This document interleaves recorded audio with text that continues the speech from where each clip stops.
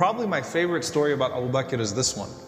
In all of the stories about him that sort of showed that loyalty of the Prophet ﷺ to those that supported him very early on. And there's an important lesson to take from this, that, you know, there's a recurring theme here with the Prophet ﷺ and how he honored those firsts, right? And a lot of times, once the hard work is done, other people are put forth, and we fail to honor and respect the people that put in the struggle and the people that put in the hard work. And this was something that the Prophet ﷺ was very good about, right? The veterans of Badr had their place. You know, the early muhajirun, the early people of Mecca that suffered, the Bilals of the world, those people that almost died in bondage and slavery, supporting the Prophet ﷺ, believed in him with everything. The Prophet ﷺ put them on a pedestal. He honored those early givers. So what kind of honor do you think Abu Bakr radiallahu anhu has? And Abu Bakr's honor surpasses every single other person amongst the companions, including Umar. The Prophet ﷺ was sitting in the masjid, so put yourself in the masjid of the Prophet ﷺ, sitting there in Medina. And Abu Bakr radiallahu anhu walked in, and he was holding his garments, so he was holding his lower cloth, and you could see his legs, and he looked visibly upset. He looked like he was nervous, he looked like he was hurt, he looked like he was upset. The Prophet ﷺ looked at him and he said to the companions around him, it looks like Abu Bakr got into an argument. You know, when you know your best friend so well, you can identify within the first few moments what type of emotion they're feeling. So he didn't say Abu Bakr is anxious, or Abu Bakr must be in trouble, or he said, that's the Abu Bakr that got into an argument. He got into an argument with somebody, right? Something is bothering him, but particularly he must have got into an argument with someone. So as Abu Bakr is walking to the Prophet ﷺ, he already mentioned that to the companions. He says to the Prophet ﷺ, Assalamu alaikum, peace be unto you. He says, O Messenger of Allah, I and Umar ibn al-Khattab got into an argument. And in the midst of that argument, see, even the two best people, the shaykhan, the two sheikhs around the Prophet ﷺ could have an argument, right? They're human beings, they love each other, but they got into an argument. And Abu Bakr radiallahu anhu, he doesn't throw Umar under the bus. He says that I said some things I shouldn't have said in the midst of that argument. I was wrong.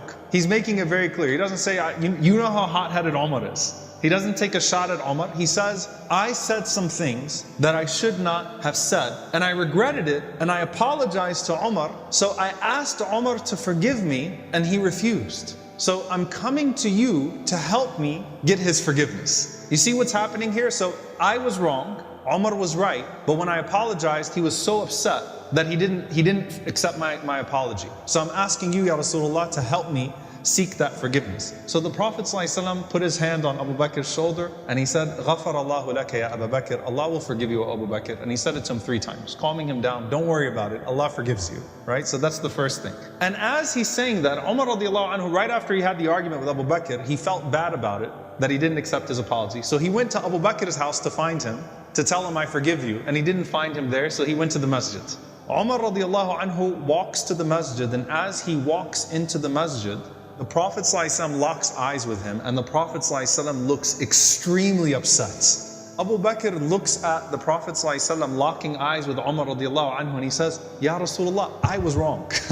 It was me, it wasn't him. He didn't do anything wrong. I was the one that messed up. Ya Rasulullah, it's okay. Just that connection, you know, you could see that the Prophet ﷺ was visibly upset with Umar radiallahu anhu. So Abu Bakr radiallahu anhu was saying, I was the one who wronged him. And as Umar radiallahu anhu walks up, listen to what the Prophet ﷺ says to Umar ibn Khattab radiallahu anhu. And there are very few times you're going to see the Prophet alayhi salatu wasalam admonish a man like Umar, who he loves and honors to that level, to that extent. He says to him, listen, إِنَّ اللَّهَ بَعَثَنِي إِلَيْكُمْ فَقُلْتُمْ كَذَبْتَ. Allah sent me to all of you, and you people said, you lie.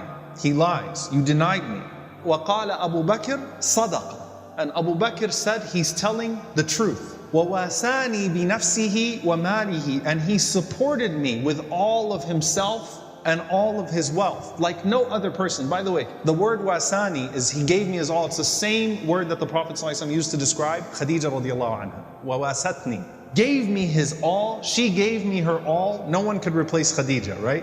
The time the Prophet admonishes Aisha is when she insults Khadija. Now it's Umar. No one can replace Khadija. No one replaces Abu Bakr, right? He gave me his all in the very beginning. His self, his wealth, everything. And the Prophet ﷺ puts his hand on Abu Bakr radiallahu anhu and he says, فَهَلْ أَنْتُمْ تَارِكُوا لِي صَاحِبِي? Are you people going to leave my companion alone? Can you imagine he's saying that to Umar radiallahu anhu? Will you people leave this man, this friend of mine, alone? And he said it 2 times, sallallahu alaihi wasallam. And Abu Darda radiallahu anhu was sitting in the gathering who narrated it. He said, فَمَا أُوذِيَ بَعْدَهَا. He said, no one dared mess with Abu Bakr after that moment. Like the point was driven to everybody that this was the Prophet ﷺ's best friend, this was his companion. And the Prophet had a special place for him that no one messed with him. Now realize the Prophet ﷺ was not speaking to the substance of the argument that transpired in the first place. He was speaking to Umar radiallahu anhu's reluctance to forgive him and saying that this man had no reluctance in believing in me. And so you should have no reluctance in forgiving him just because of his status with me radiallahu ta'ala anhu. And again, that same word of wasani, that